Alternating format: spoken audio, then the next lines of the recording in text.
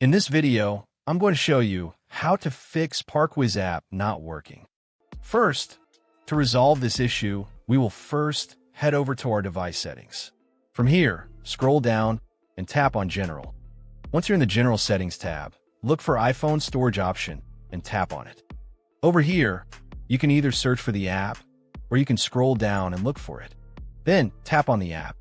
On the next screen, you need to tap on the Offload app option. A confirmation pop-up will come up. Now tap on the Offload app option here.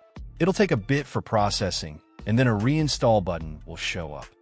Simply tap on it to reinstall the app. This should resolve the issue, but if it doesn't, then you need to check if the app is running an older version. Head over to App Store.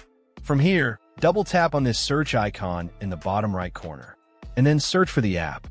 Once the app comes up in the search result, and if you see this update button right next to the app, simply tap on it to make sure you're running the latest version of the app.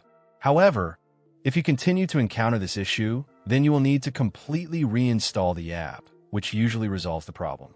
Head over to this screen the way we did before, and over here, tap on the Delete App option here to uninstall the app from your device.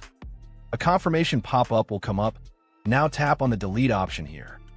Once uninstalled, open up App Store and search for the app in the search bar.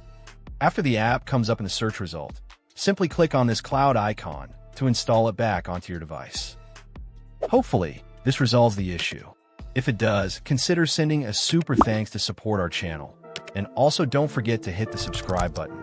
We'll see you in the next video.